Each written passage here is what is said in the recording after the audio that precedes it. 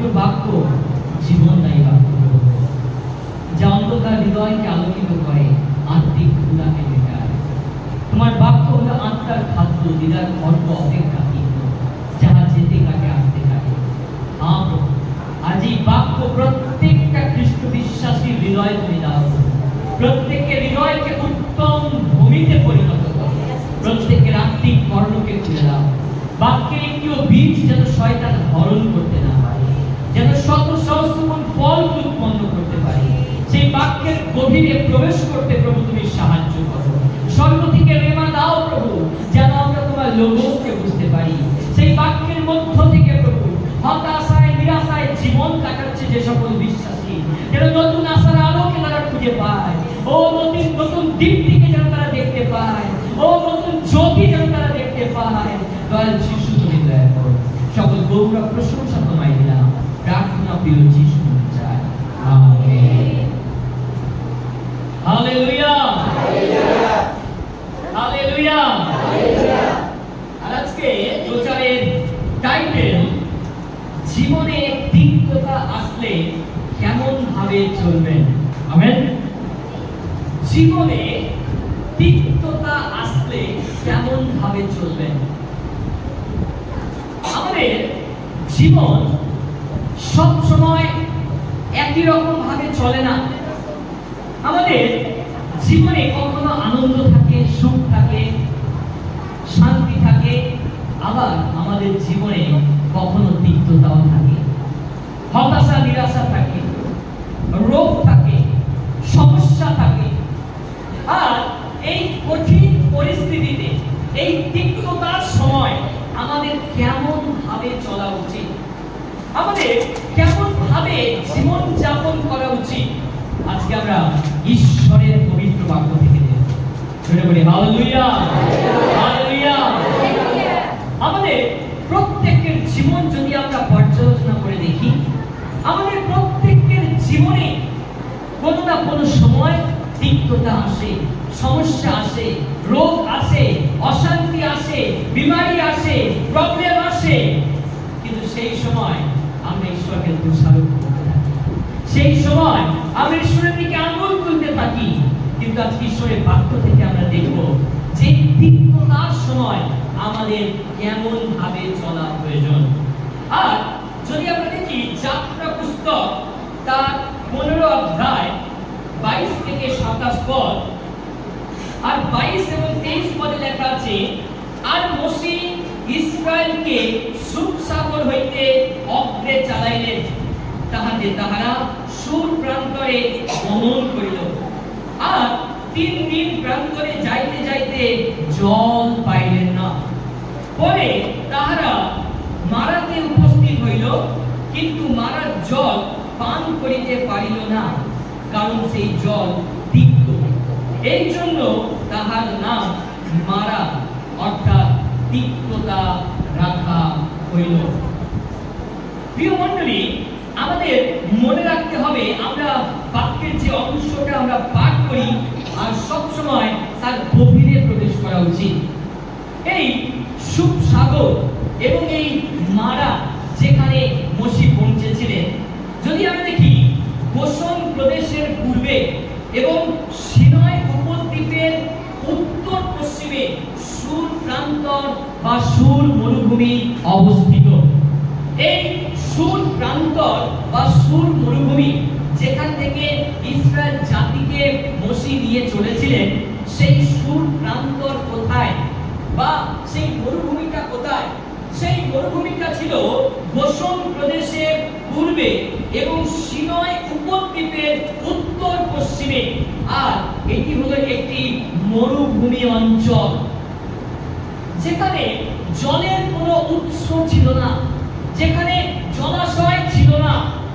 আর Israel জাতিকে Moshe তিনি ফরৌন রাজার কাছ থেকে, মিশর থেকে তিনি ঈশ্বরের আদেশ অনুযায়ী তাদেরকে মুক্ত করে নিয়ে আসছেন।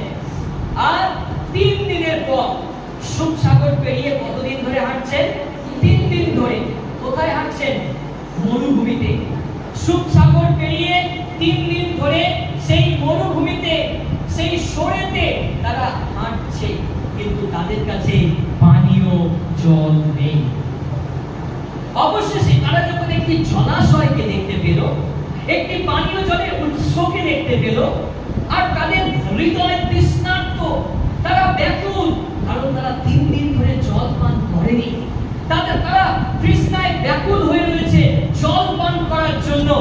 আর অবশেষে যখন জলাশয়কে দেখতে পেল, 3 দিন পর যদি আমরা একদিন জল পান না করি আমাদের কত কষ্ট হয়, কতটা তৃষ্ণা আমাদের জীবনে থাকে। আর ঠিক একই রকম ভাবে ইসরায়েল জাতি সুপ সাগর পেরিয়ে আর যখন এই সুর প্রান্তর বা এই মরুভূমি থেকে 3 দিন ধরে হাঁটছেন, তারা এক ফোঁটা জলকে পানীয় জল হিসাবে পান করতে পারেননি। অবশেষে তারা যখন জলাশয়কে দেখতে পেল, আর তারা তাদের তৃষ্ণা নিবারণের জন্য জল পান করার জন্য তারা সেই জলাশয়ের কাছে গেলেন, এবং সেখানে গিয়ে কি দেখছে? সেই জলে আছে তিক্ততা। সেই জল তিক্ত, যা পান করার উপযুক্ত নয়। আর সেই জলাশয়ের নাম মারা, অর্থাৎ তিক্ততা রাখা হয়েছে। প্রিয় মণ্ডলী, ঠিক একইভাবে আমরা যদি ঈশ্বরের বাক্যের গভীরে প্রবেশ করি, আমরা দেখতে পাই ওই ইসরায়েল জাতির মতো আমি আপনি বন্দী হয়েছিলাম মিশরে। আমার আপনার জন্য মিশর হলো সেই অন্ধকারময় জগৎ, যে অন্ধকারময় জগতে আমরা নিজেদের ইচ্ছাতে নয় কিন্তু দিয়াবলের ইচ্ছাতে জীবন যাপন করেছি। সেই অন্ধকার জগতে আমরা নিজেদের ইচ্ছাতে নয় কিন্তু প্রতিবেশীর ইচ্ছায়, সমাজের ইচ্ছায় ঈশ্বরকে জলাঞ্জলি দিয়ে আমরা কত প্রতিমার সেবা করেছি। আমরা শয়তানের অধীনে ছিলাম। তিনি অনেক রকম মন্দ কাজে আমাদেরকে ব্যবহার করেছেন। যখন ইসরায়েল জাতি তারা ফরৌন রাজার কাছে মিশরে বন্দী ছিল, তাদেরকে দিয়ে ইট তৈরি করানো হতো, ঘরবাড়ি তৈরি করানো হতো, একজন গবাদি পশুকে দিয়ে যেভাবে খাটানো হয়, আর ইসরায়েল জাতিকে দিয়ে 400টা বছর, 4টে শতাব্দী ধরে ঠিক একই রকম ভাবে পরিশ্রম করানো হয়েছিল। আর তারা নীরবে সেই পরিশ্রমকে ভোগ করেছে। কিন্তু অবশেষে তারা ক্লান্ত, অবশেষে তারা ভারাক্রান্ত হয়ে তারা ঈশ্বর সদাপ্রভুর কাছে ক্রন্দন করলেন। ইসরায়েল জাতি ঈশ্বর সদাপ্রভুর কাছে ক্রন্দন করলেন মুক্তির জন্য।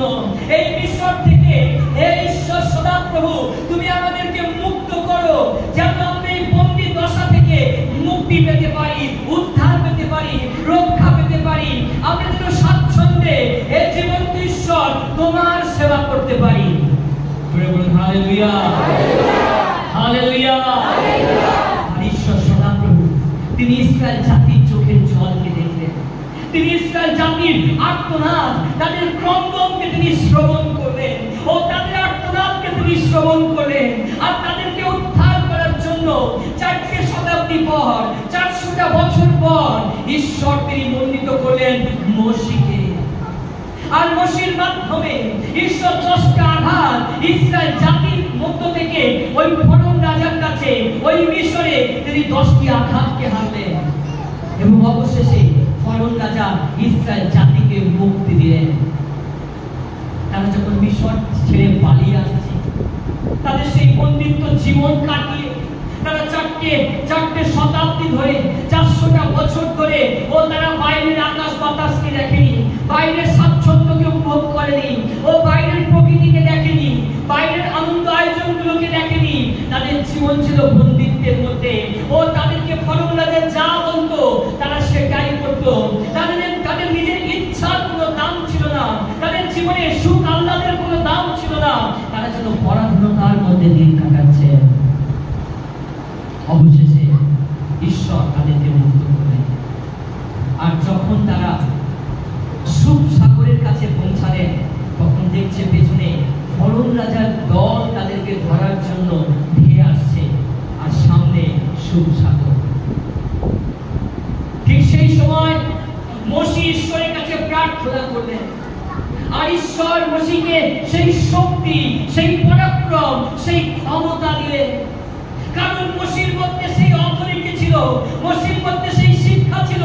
মসিহ 40 বছর বয়সে তিনি বিবাহ করেছিলেন। তার শ্বশুরের নাম হলো জিত্র, আর তিনি 40 বছর বয়সে বিবাহ করেছিলেন এবং 40টা বছর তিনি তার শ্বশুর বাড়িতে মেষপাল চড়িয়েছেন। ঈশ্বর 80 বছর বয়সে মসিহকে মনোনীত করেছেন। কত বছর বয়সে? বাইবেল শেখায় বলযুক্ত হলে আমরা কতদিন বাঁচব? তৎকালীন সময় ঈশ্বর দীর্ঘ আয়ুকে দিতেন, আর মসিহকে ঈশ্বর 80 বছর বয়সে মনোনীত করেছেন।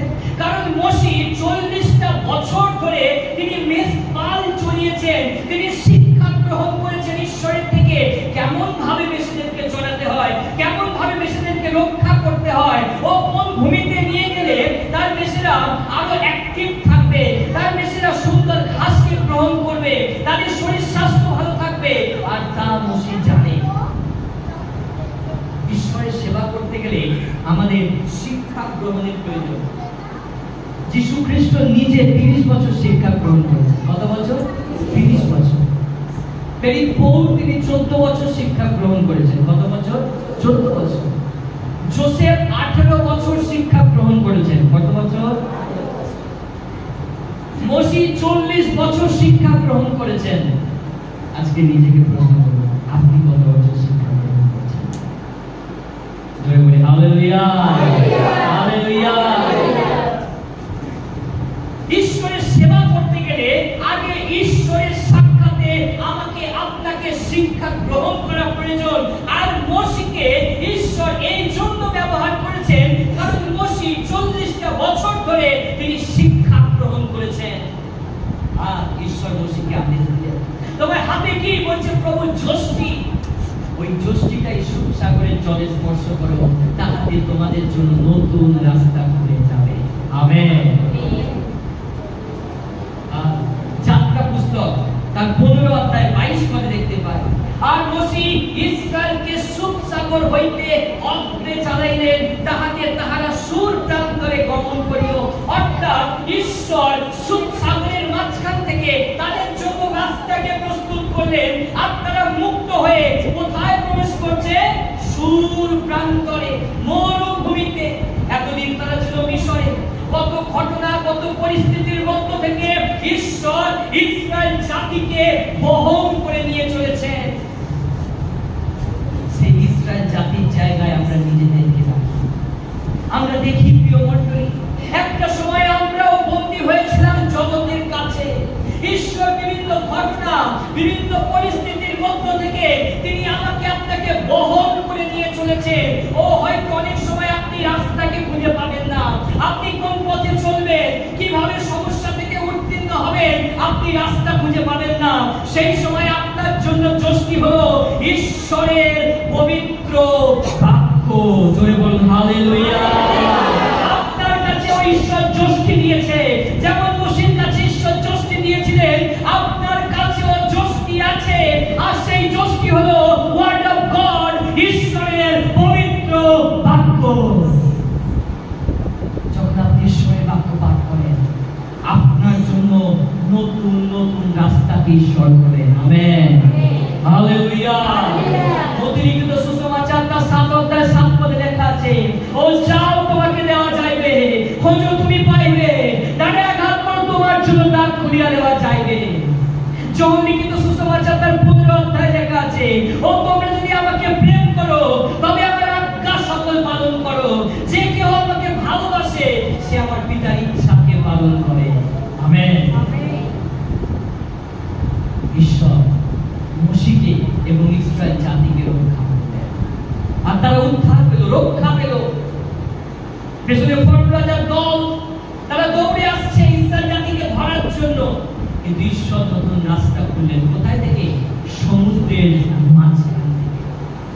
নতুন নিয়মে দেখতে পাই, যখন পিতর ইচ্ছা প্রকাশ করেছে, প্রভু যদি সত্যি আপনি হন তাহলে আমাকে আদেশ করুন, আমিও জলের উপর থেকে হাঁটতে চাই। আর যিশু বললেন, পিতর তুমি এগিয়ে এসো, আমি তোমার সেই এলোনাই, আমি তোমার সেই প্রভু, আমি তোমাকে আদেশ করছি।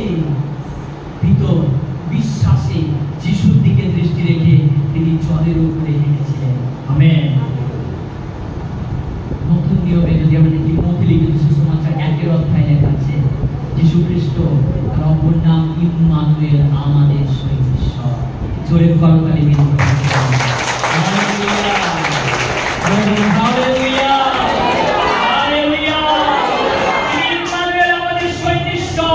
আপনি যখন কোন রাস্তাকে খুঁজে পাচ্ছেন না, তখন আপনার ঈশ্বরের কাছে আপনি প্রার্থনা করুন।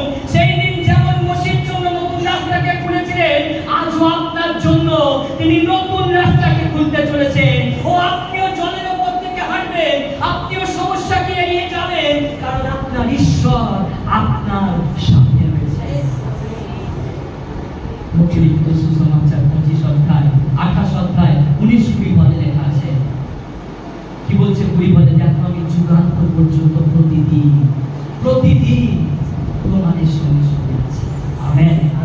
যিশোয়া তার 1 অধ্যায় 9 পদে বলছে, যিশোয়া তুমি মহাভয়ে ভীত কি নিরাশ হইও না, আমি তোমার ঈশ্বর, আমি তোমার সহবর্তী, তুমি যে কোন স্থানে যাবে আমি তোমার ঈশ্বর, আমি তোমার সঙ্গে থাকিব।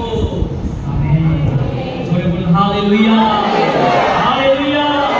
আপনি সেই ঈশ্বরের সেবা করছেন, আপনি সেই ঈশ্বরের চরণে বসে আছেন যে ঈশ্বর কখনো আপনার হাতকে ছেড়ে দেবেন না। আমেন। ঈশ্বরের 100 দিনের গীতে লেখা আছে 13 পদে, পিতা মাতা সন্তানদের প্রতি যেমন করুণা করে, যাহারা সদা প্রভুকে ভয় করে তাহাদের প্রতি তিনি তেমনই করবেন। আমেন। যদি আপনি সদা প্রভুকে ভয় করেন, আপনার প্রতি তিনি তেমনই করুণা করবেন। আজকে আমরা মূল অংশে ফিরে আসি। আর সেখানে দেখতে পাই তারা যখন সুপ সাগর থেকে বেরিয়ে এলেন আর সুর প্রান্তরে সেই মরুভূমিতে 3 দিনের পথ চলছেন, কিন্তু তাদের কাছে কি নেই? কোনো পানীয় জল নেই। আর যখন তারা একটা জলাশয়কে দেখতে পেল, আর সেখানে গিয়ে কি দেখছে? সেই জল তিক্ত, যা পান করার উপযুক্ত নয়। 3 রকম ভাবে ঈশ্বর আমাদেরকে পরীক্ষা করেন। কত রকম ভাবে পরীক্ষা করেন? 3 রকম ভাবে ঈশ্বর আমাদেরকে পরীক্ষা করেন। প্রথম বিষয় আমরা যদি দেখি, সমস্যার দ্বারা ঈশ্বর আমাদেরকে পরীক্ষা করেন। ঈশ্বর তিনি দেখতে চান যে সমস্যায় পড়ে আপনি কিভাবে ঈশ্বরের প্রতি বিশ্বস্ত থাকেন। সমস্যা আসে আমাদেরকে ভেঙে ফেলার জন্য নয়। আমরা সবসময় ভাবি, ও আমি তো প্রভুর সেবা করি, তাহলে কেন আমার জীবনে সমস্যা এলো? আমি তো বাপ্তিস্ম নিয়েছি। ঈশ্বরের পবিত্র বাক্যে লেখা আছে, সমস্যা আসে আমাদেরকে ভেঙে ফেলার জন্য নয়, কিন্তু সমস্যা আসে আমাদেরকে ঈশ্বরের নিকটে নিয়ে যাওয়ার জন্য। জোরে করতালি দিন। ধন্যবাদ যে তুমি আমার জীবনে সমস্যা দিয়েছো। আপনি এমনি সময় প্রভুর কাছে প্রার্থনা করবেন না। ও আপনি প্রত্যেকদিন সন্ধ্যায় ঈশ্বরের কাছে নতজানু হয়ে জানু পেতে আপনি প্রার্থনা করবেন না, কিন্তু তখনই আপনি প্রার্থনা করবেন যখন আপনার জীবনে সমস্যা থাকবে। আমেন। ঠিক বলছি আমি? এমনি সময় বিশ্বাসীরা চার্চে এসে বলে না, প্রভু তুমি দয়া করো। যখন সমস্যা, ও প্রভু তুমি ছাড়া মোরা কেউ নাই।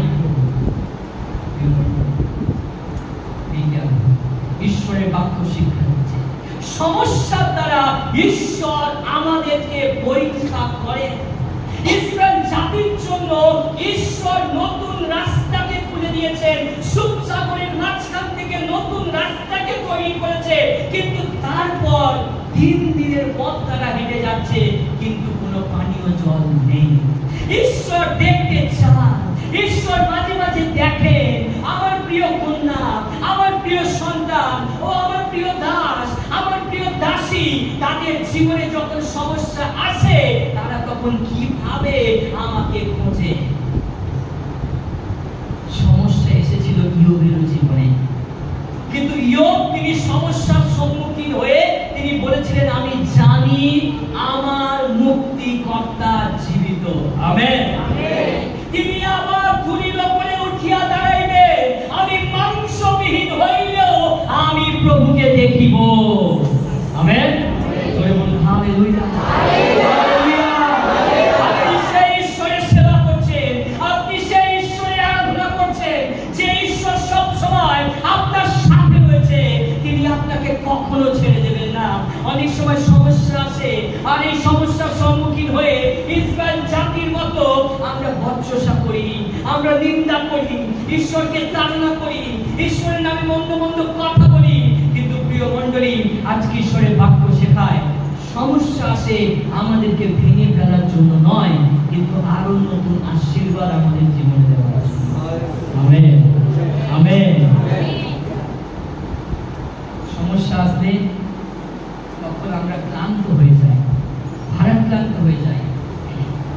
আমাদের জীবনে তিক্ততা, নিঃসঙ্গতা, ও আমি কতদিন ধরে অসুস্থ। যখন তারা জল পান করতে গেল আর গিয়ে দেখছে সেই জলের তিক্ততা, সেই জল পান করার উপযোগী নয়, তখন তারা মোশিকে চিৎকারি করছে, ও আমরা তো মিশরে ভালোই ছিলাম, আমরা তো জল পান করতে পারছিলাম। এরকম অভিজ্ঞতা আমাদের জীবনেও থাকে, এইরকম তিক্ততা আমাদের জীবনেও থাকে। ও আমি কতদিন ধরে প্রভু অসুস্থ, ও আমি কি আর সুস্থ হতে পারবো না? এটা হলো আপনার জীবনের একটা তিক্ত অভিজ্ঞতা। আপনি দীর্ঘদিন ধরে পড়ে আছেন, ও আমার পরিবারের এই সমস্যাটা কি দূর হবে না? ও আমার পিতা কি সুস্থ হবে না? আমার স্বামী কি নেশা ছাড়বে না? ও আমার সন্তান কি ভালো হবে না? আমাদের জীবনে একটা তিক্ততার অভিজ্ঞতা থাকে, ঠিক যেমনটা ইসরায়েল জাতির কাছে ছিল। ব্যর্থতা, রাগ, আমাদের অনেক বিশ্বাসীর মধ্যে রাগ, এটা হলো একটা তিক্ততার প্রতীক চিহ্ন।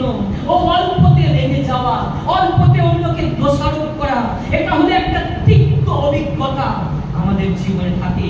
এই তিক্ত অভিজ্ঞতার মধ্য থেকে আমরা যাই। প্রিয় মণ্ডলী, সেই সময় ঈশ্বর আপনাকে দেখে। এই তিক্ততার সময় আপনি দীর্ঘদিন ধরে অসুস্থ রয়েছেন, অভাবে রয়েছেন, সমস্যায় রয়েছেন, আপনার হৃদয়ে তিক্ততা রয়েছে, কিন্তু সেই তিক্ততার সময় আপনি কিভাবে ঈশ্বরকে খুঁজছেন? আমেন। এই তিক্ততার মধ্য থেকে, সমস্যার মধ্য থেকে ঈশ্বর আমাকে আপনাকে পরীক্ষা করে। আর এই পরীক্ষা এজন্য আমাদের জীবনে আসে যেন আমরা ভেঙে না পড়ি, কিন্তু পরীক্ষার মধ্য থেকে যেন আরো ঈশ্বরের চরণে পৌঁছাতে পারি। জোরে বলুন আমেন, আমেন, আমেন। দ্বিতীয় বিষয়, ঈশ্বর সমালোচনার মধ্য থেকে আমাদেরকে পরীক্ষা করেন। কেমন ভাবে? সমালোচনার মধ্য থেকে। প্রথম বিষয় কি শিখলাম? কিসের মধ্য থেকে ঈশ্বর পরীক্ষা করেন? সমস্যার মধ্য থেকে। আর দ্বিতীয় বিষয়, ঈশ্বর সমালোচনার মধ্য থেকে আমাদেরকে পরীক্ষা করেন। চলুন আমরা ঈশ্বরের বাক্যে দেখি। আর সেখানে এইরূপ লেখা আছে 24 পদে, তখন লোকেরা মোশির বিরুদ্ধে বচসা করিয়া কহিল, আমরা কি পান করিব?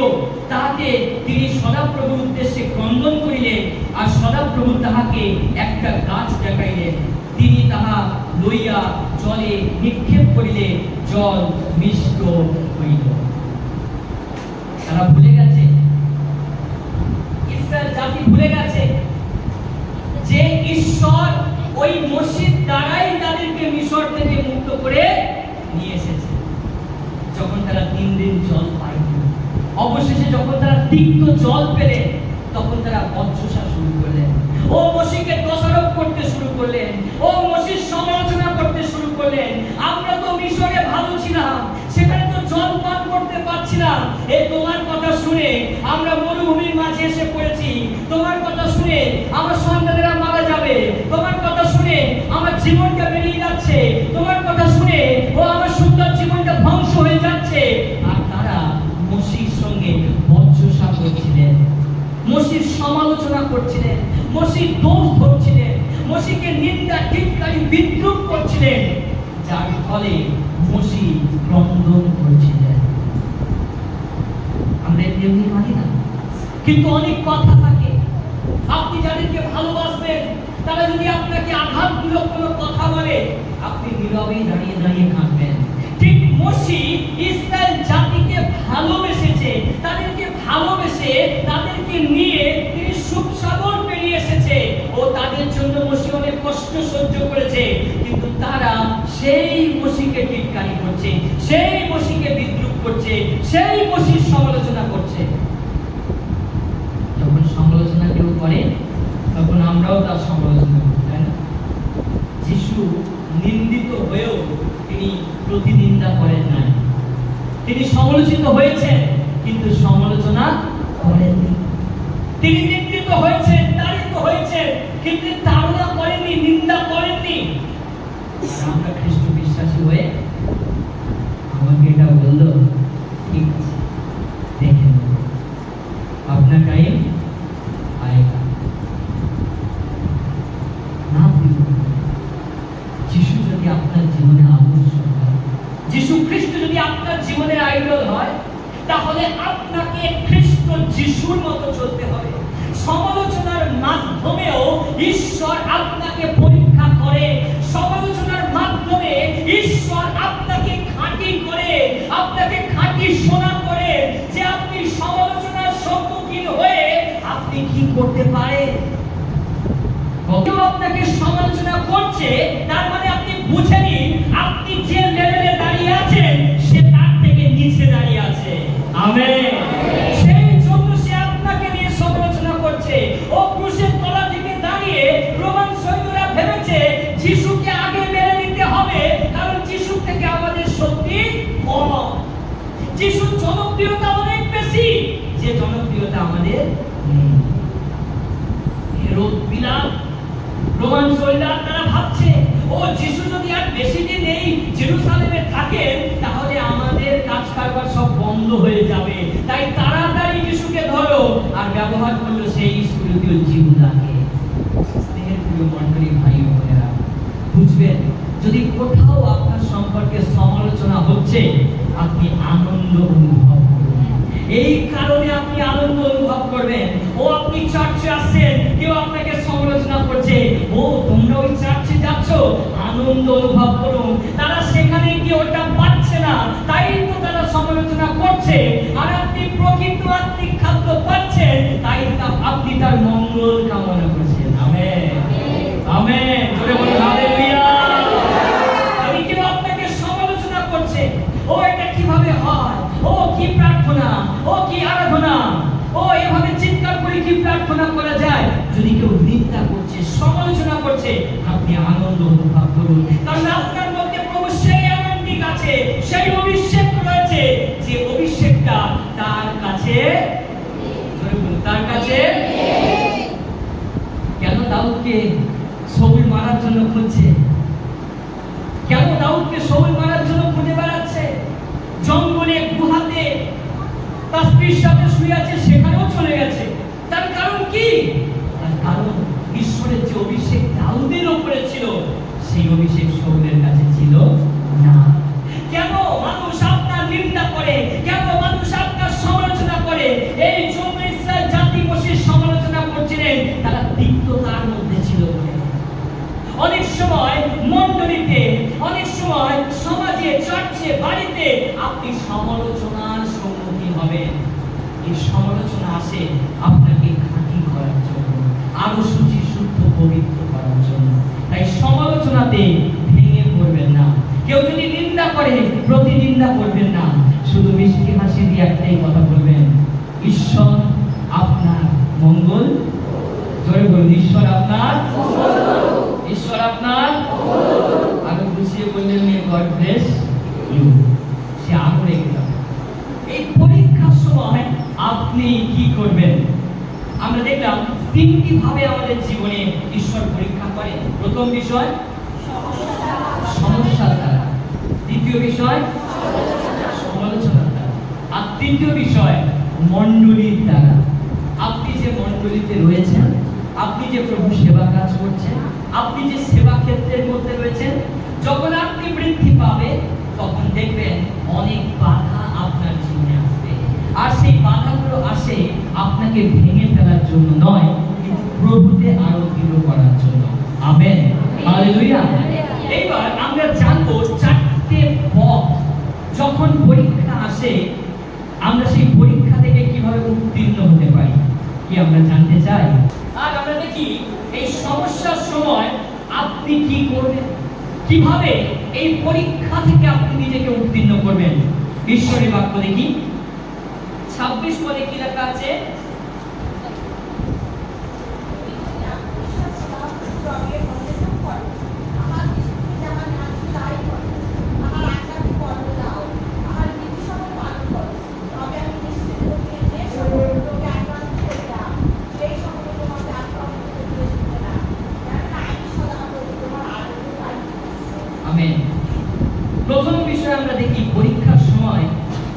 আপনাকে ঈশ্বরের রবে মনোযোগ দিতে হবে। কার রবে মনোযোগ দিতে হবে? ঈশ্বরের রবে। যখন আপনার জীবনে সমস্যা আসবে, যখন আপনার জীবনে পরীক্ষা আসবে, যখন কেউ আপনাকে নিন্দা তাড়না করছে, যখন আপনার জীবনে প্রবলেম আসছে, তখন অন্যের কথাতে কান না দিয়ে আপনি ঈশ্বরের রবে কর্ণপাত করুন। আপনার যাওয়ার কথা ছিল শিয়ালদাতে, আর আপনার প্রতিবেশী আপনাকে পাঠিয়ে দেবে ডায়মন্ড হারবারে। কিন্তু যদি আপনি ঈশ্বরের রবে কর্ণপাত করেন, তিনি আপনাকে সঠিক পথ দেখাবেন। আমেন। জোরে করতালি দিন। তিনি বলছেন, আমি পথ, আমি সত্য, আমি জীবন। ঈশ্বর সদাপ্রভু মসিকে বলছে, মসি, আমি তোমার সঙ্গে ছিলাম, আমার অপর নাম আছি এবং আমি থাকিব। আমেন। আমি যখন সমস্যায় পড়ি, আমি যখন পরীক্ষায় পড়ি, আর সেই সমস্যা পরীক্ষায় আমরা সাহায্যের জন্য আমরা অন্যের কাছে ছুটে যাই, কিন্তু সেই সময় আপনাকে প্রভুর রব শুনতে হবে। ঈশ্বরের বাক্য শিক্ষা দিচ্ছে, তুমি যদি আপন ঈশ্বর সদাপ্রভুর রবে মনোযোগ করো, ঈশ্বর আপনাকে কিছু বলতে চান। যখন আপনি প্রবলেমের মধ্যে পড়ে আছেন, আপনি উদ্ধার পাচ্ছেন না, আপনি ঈশ্বরের চরণে এসে বসুন, ঈশ্বর আপনাকে কিছু বলতে চান। আমেন। আমরা সেই সময় চারিদিকে ছুটতে থাকি, বিভিন্ন মন্দিরে ছুটতে থাকি, বিভিন্ন জায়গাতে ছুটতে থাকি, কিন্তু ঈশ্বর আপনাকে বেঁচেছেন, ঈশ্বর আপনাকে মনোনীত করেছেন।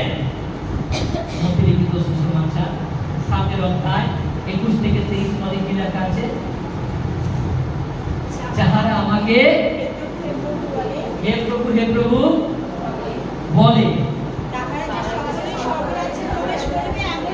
তাহারা যে স্বর্গরাজ্যে প্রবেশ করিতে পারিবে না, কিন্তু যে কেউ আমার পিতার ইচ্ছাকে পালন করে। কি কথাটা আরেকবার বলুন? আমার পিতার ইচ্ছাকে পালন করে সেই পাইবে।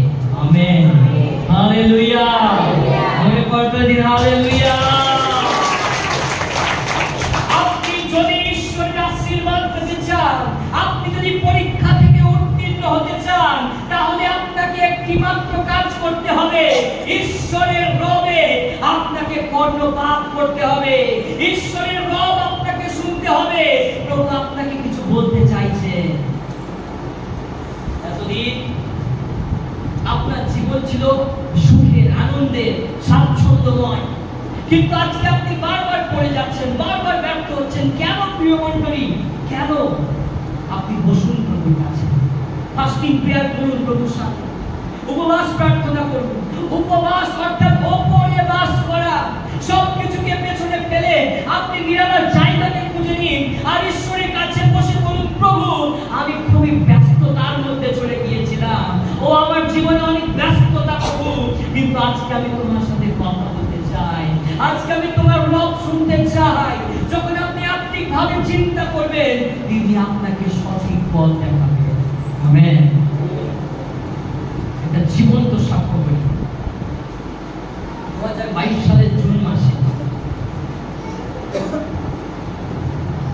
আর জুন মাস থেকে 2023 সালের জানুয়ারি মাস পর্যন্ত এই আফ্রাদুল চার্চ অফ ক্রাইস্টে অনেক মেম্বার, কিন্তু মার্চ এপ্রিল মাসের দিকে তখন মন্ডলী থেকে অনেক বিশ্বাসী চলে যেতে লাগলো। বিভিন্ন জায়গায় প্রোগ্রাম করি, আনন্দ ভবন, ড্যামার হাউস, যেখানে ভাড়ায় থাকি সেখানে। আর যখন বিশ্বাসীরা দিন প্রতিদিন ভালো ইনস্ট্রুমেন্ট নেই, ভালো বাদ্যযন্ত্র নেই, ভালো আরাধনার টিম নেই, মানুষের জন্য একঘেয়েমি লেগে যেতে লাগলো। যখন কিছু কিছু মানুষ চলে যাচ্ছে, আর তখন ভীষণ কষ্ট হচ্ছিল।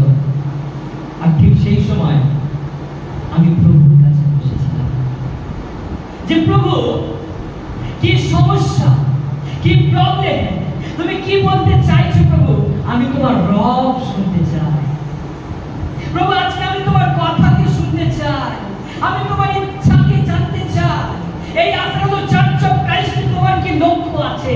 এই মন্দিরে তোমার কি উদ্দেশ্য আছে? তোমার কি তা জানতে চাই। প্রভু, আমি তোমার রব শুনতে চাই, আমি তোমার আওয়াজকে শুনতে চাই। আর মাঝে মাঝে আমার বিশেষ তিনি ভাবতেন, আর যখনই তাকে বলতাম যে আজকে কাজের জায়গা সেখানে নাইট শিফটে করো, আজকে একটু প্রার্থনায় থাকবো, আর সে সেটা করতো। আর সে ভাবতো যে কি করে একা একা। কিন্তু প্রিয় মণ্ডলী, যখন গভীর রাতে আমি প্রার্থনা করতাম, আর আমি ভাবতাম এটা কি আমার অন্তর থেকে আসছে না ঈশ্বর থেকে।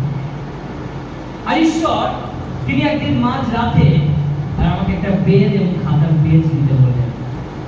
তখন আমার কাছে 1 টাকাও নেই, কিন্তু আমি একটা প্ল্যানিং তৈরি করলাম।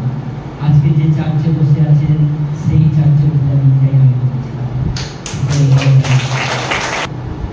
আর ঈশ্বর যখন কিছু বলেন, যদি আপনি ঈশ্বরের রব শুনতে পারেন, সঠিক রব শুনতে পারেন, ঈশ্বর সেটা আপনার জীবনে করবেন। 10 জন, 12 জন, 15 জন, যে কজনই আসতো, চার্চ সার্ভিস বন্ধ করিনি। চার্চ সার্ভিস করে 500 টাকাও উঠতো না, যেটা দিয়ে আমরা হল ভাড়া নেব। তারপর তো পাশারের জীবন। জল রাখতাম না, কারণ একটা জলের দামও 10 টাকা। এইভাবে মিনিস্ট্রি হয়েছে। কিন্তু ঈশ্বরের রব, ঈশ্বর আওয়াজ দিয়েছিলেন, রব দিয়েছিলেন, আমি আসলে চার্চ অফ ক্রাইস্টকে নির্মাণ করতে চাই। আর যে বিল্ডিং এর ছবিকে এঁকেছিলাম, আর আমি এতটা উচ্চ ছবিকে আঁকিনি, কিন্তু প্রভু এমন কিছু বিষয় আমাদেরকে জানান যা আমরা জানি না। Hallelujah, hallelujah, hallelujah. ও আমার ইচ্ছাগুলো প্রভুর কাছে তুলে ধরেছিলাম, কিন্তু প্রভু সেটা বাস্তবায়িত করেছেন। আজকে আমি ঈশ্বরের বাক্য দ্বারা বলতে চাই, হ্যাঁ প্রিয় বন্ধু, যদি আপনি সমস্যার মধ্যে আছেন, অভাবের মধ্যে আছেন, প্রবলেমের মধ্যে আছেন, সেই সময় উচিত কিছুক্ষণ স্টে করা, কিছুক্ষণ দাঁড়িয়ে যাওয়া আর ঈশ্বরের রব শোনা। ও ভিড়ভাট্টা থেকে নিজেকে পৃথক করুন আর একাকী হয়ে যান। ও মানুষ আপনাকে সমালোচনা করছে, করতে দিন। আপনার জীবনে সমস্যা আছে, পরিবারে অভাব আছে, থাকতে দিন। কিন্তু আপনি প্রভুর রব শুনুন। প্রভু সমস্যার মধ্য থেকে আপনাকে নতুন কিছু বলতে চাইছেন। আমেন। আপনার জন্য নতুন রাস্তাকে খুলতে চাইছেন, তিনি আপনাকে নতুন ব্লেসিং দিতে চাইছেন। কিন্তু আমরা ব্যস্ত, প্রভুর রব শুনতে পাই না। প্রকাশিত বাক্য 2 অধ্যায় 3 থেকে 5 পদ কেউ একজন পাঠ করুন। প্রকাশিত বাক্য 2 অধ্যায় 3 থেকে 5 পদ।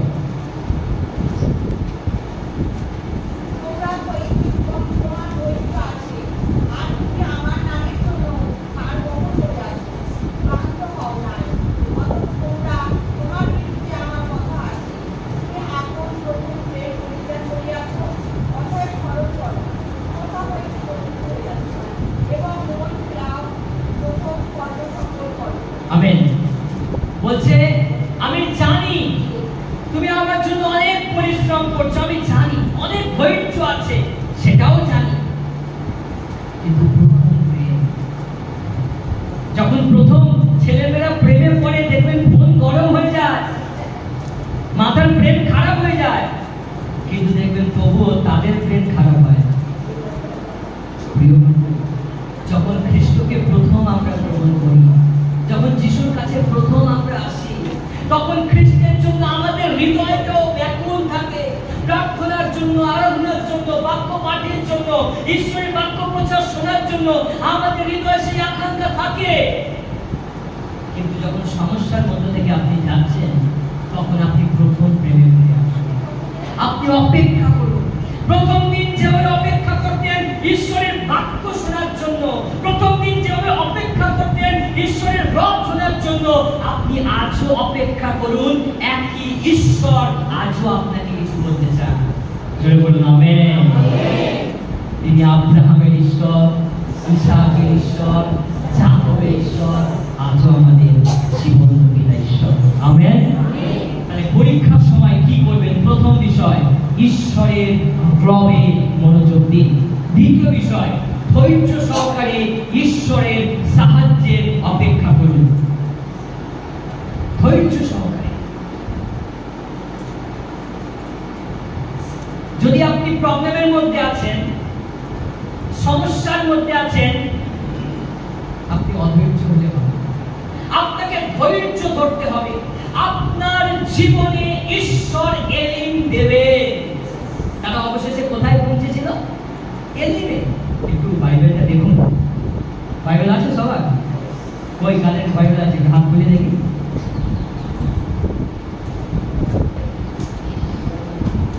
পদ পাঠ করুন। পরে তাহারা এলিমে উপস্থিত হইল, সেই স্থানে জলের 12টি উনুই ও 70টি খেজুর বৃক্ষ ছিল। তাহারা সেই স্থানে জলের নিকটে শিবির স্থাপন করিল। এতক্ষণ তারা কোথায় ছিল? মারাতে, মারাতে, তিক্ততাতে। এতক্ষণ তারা কোথায় ছিল? তিক্ততা, যেখানে সমস্যা, অসুস্থতা, প্রবলেম, এতক্ষণ তারা সেখানে পড়েছিল। কিন্তু ঈশ্বর তাদেরকে কোথায় নিয়ে আসলেন? এলিমে। এই এলিমটা কি প্রিয়? এই এলিম হলো উন্নতির স্থান, বৃদ্ধির স্থান। আমেন। এলিম হলো আমাদের জীবনে উন্নতির স্থান, বৃদ্ধির স্থান। এই এলিম হলো আমাদের জীবনে আশীর্বাদের স্থান। এবং যদি দেখি হিব্রু ভাষায় এলিম শব্দটির অর্থ হলো দীর্ঘ বৃক্ষ, বড় গাছ, বড় আশীর্বাদ, বড় উন্নতি, বড় বৃদ্ধি, বড় অনুগ্রহ, বড় দয়া। আর সেটা বোঝাতে এলিম বৃক্ষকে ব্যবহার করা হয়েছে। আমেন। আপনি বহুবার এই বাক্যকে পাঠ করেছেন, বহুবার এই বাক্যের প্রচার শুনেছেন। যখন আপনি পরীক্ষার মধ্যে পড়বেন, তখন আপনাকে ধৈর্য সহকারে অপেক্ষা করতে হবে এলিমের জন্য। কারণ প্রত্যেকের জীবনে যেমন গিলগল আছে, তেমন জর্দনও আছে। জোরে বলুন হালেলুয়া, হালেলুয়া। আমার জীবনে জর্দন আছে, আমার জীবনে এলিম আছে।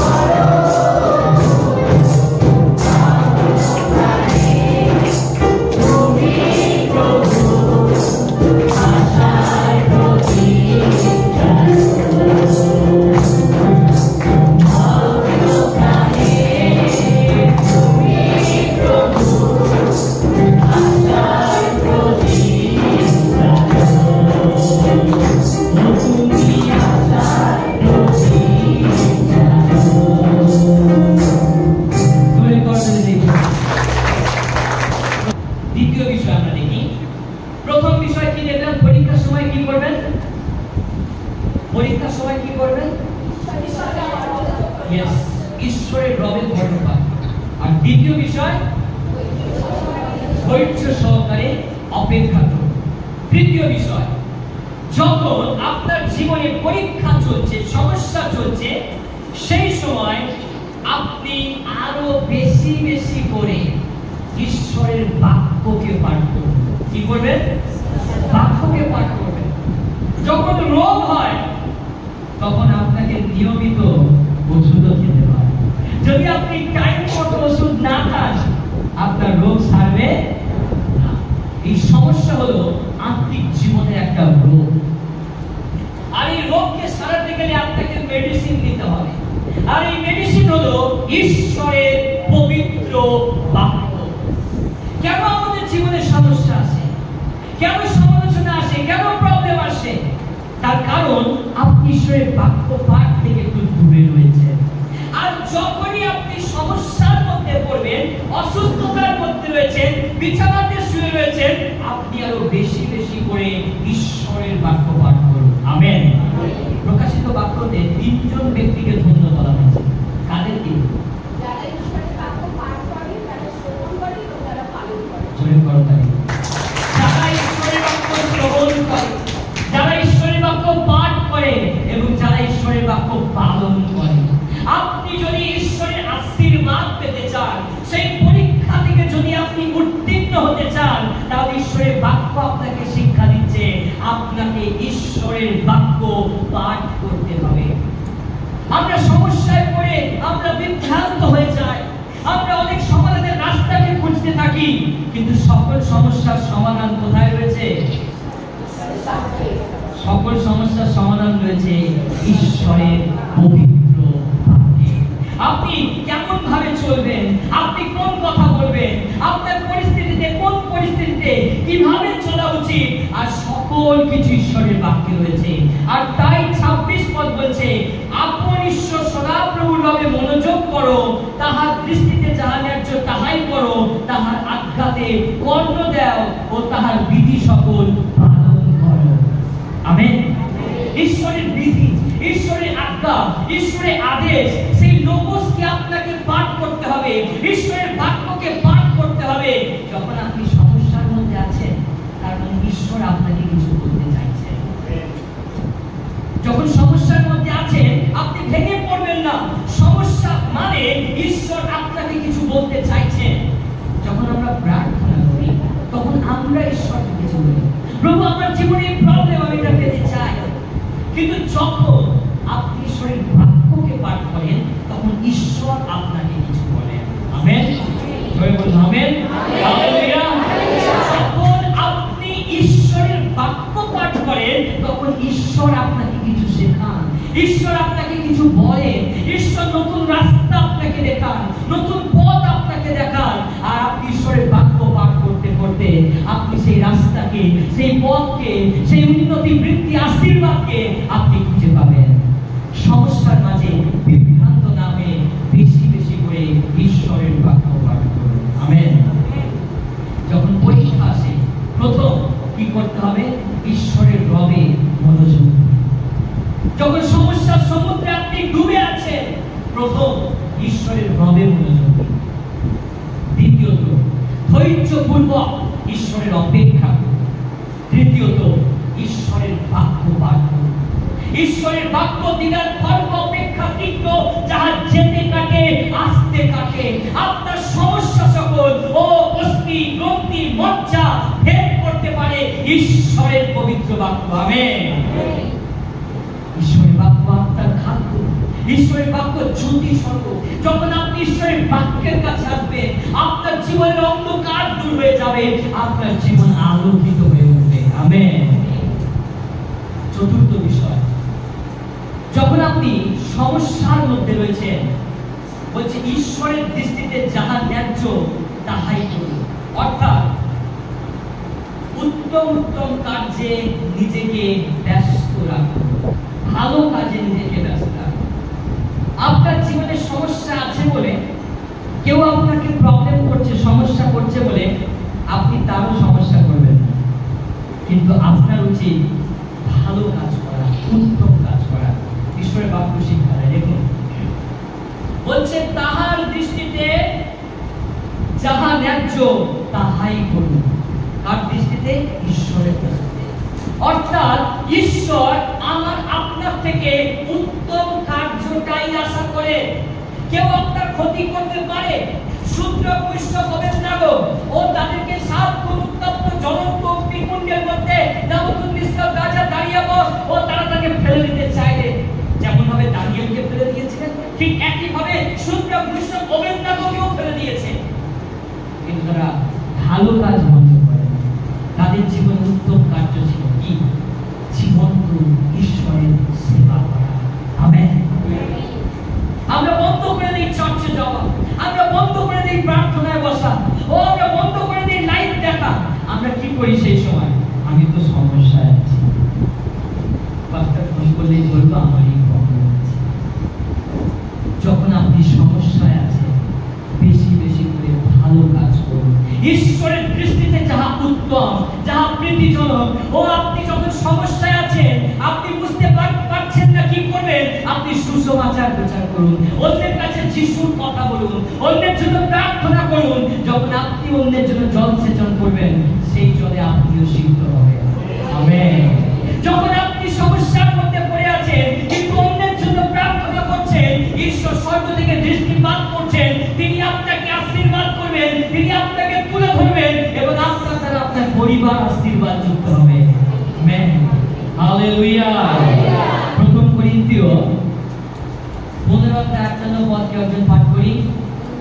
হে আমার প্রিয় ভাতৃগণ, সুস্থির হও, নিশ্চল হও, প্রভুর কার্যে সর্বদা উপচিয়া পড়ো, কেননা তোমরা জানো যে প্রভুতে তোমাদের পরিশ্রম নিষ্ফল নয়। আমেন। প্রভুতে তোমাদের পরিশ্রম নিষ্ফল। আপনি যখন সমস্যায় আছেন তখনও প্রভুর জন্য পরিশ্রম করছেন। ডায়মন্ড হারবারের ঘরে ঘরে গিয়ে আপনি বলছেন লোক ঘুমাচ্ছে, আপনি ডেকে নিয়ে চলে আসছেন। আজকে মন্ডলী আছে, পাস্টার বাবু আসছে, আপনি নিজের দোকান বন্ধ করে দিয়ে আপনি অন্যকে প্রভুর দোকানে নিয়ে আসছেন। এটা হলো একটা ভালো কাজ। হালেলুয়া। সবাই জোরে করতালি দিন। ডায়মন্ডে এখন অনেক মন্ডলী বৃদ্ধি পাচ্ছে। Very good. সেখানে খুব ভালো প্রভুর কাজ চলছে। আমিও মাঝে মাঝে চিন্তা করি কেউ এসে আমাকে না খোঁজে। লোক দুপুরে ঘুমায়, গায়ত্রী ভাই তাকে গিয়ে ডেকে নিয়ে চলে আসে দেওয়া থেকে। আজকে মন্ডলীর দিন, আজকে প্রভুর দিন। ভালো কাজ করুন, সুসমাচার প্রচার করুন, প্রভুর জন্য পরিশ্রম করুন। আপনার পরিবারের সমস্যা আছে, থাকতে দিন সমস্যাকে, ও আপনার থেকেই পলায়ন করবে।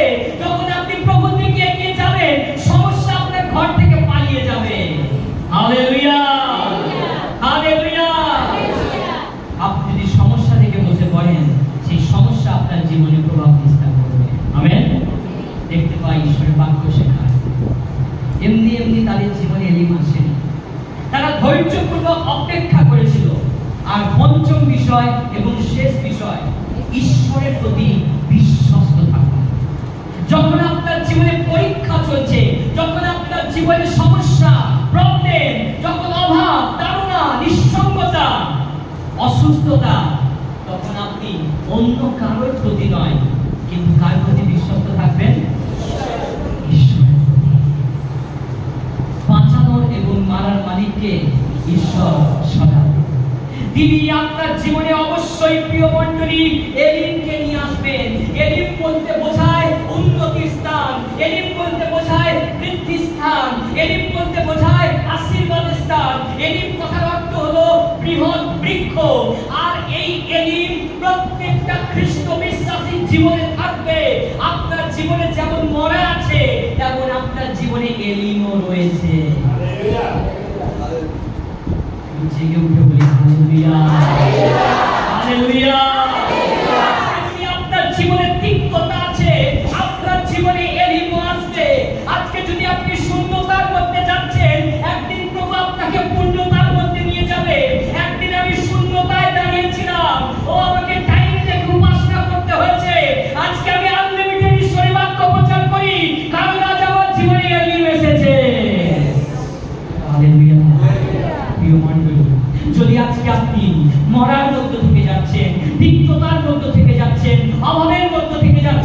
আপনি যেখানেই যাচ্ছেন ব্যর্থ হয়ে যাচ্ছে, অসুস্থতা আপনাকে পিছু ছাড়ছে না, অভাব আপনার পকেটেই রয়ে গেছে, থাকতে দিন পকেটে, অপেক্ষা করুন বিশ্বস্ত ঈশ্বরের জন্য।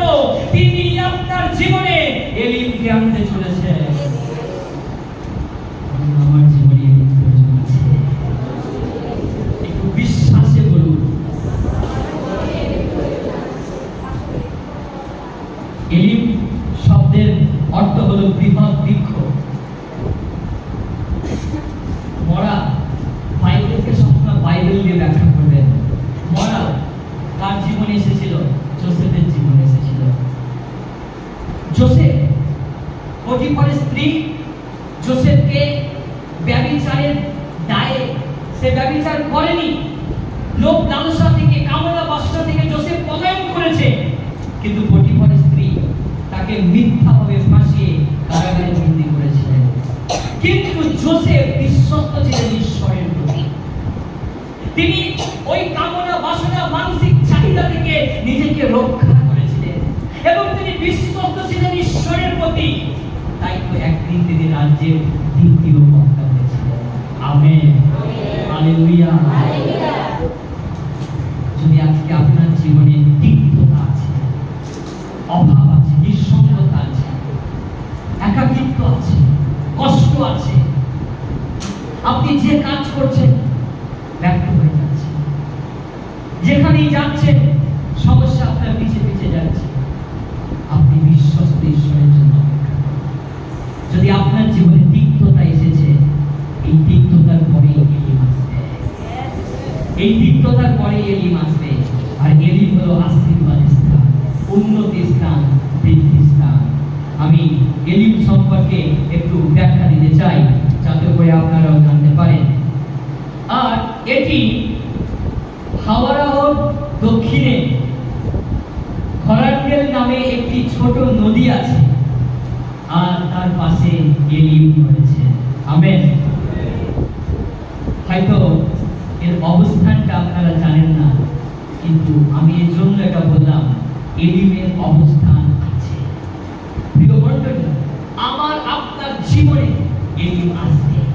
ইসরায়েল জাতির জীবনে যদি এলিম এসেছিল, আজও আমার আপনার জীবনে তিক্ততা যখন আছে, এলিমও তখন আসবে। আমেন। আমরা দুহাত তুলে বলি, প্রভু তোমার এলিম আমি পেতে চাই, তোমার আশীর্বাদ পেতে চাই, তোমার অনুগ্রহ পেতে চাই, তোমার দয়া পেতে চাই, ও তোমার আশীর্বাদ পেতে চাই, তোমার এলিমে আমায় পূর্ণ করো। ঈশ্বর তার পবিত্র বাক্য দ্বারা আপনাদের সকলকে আশীর্বাদ করুন।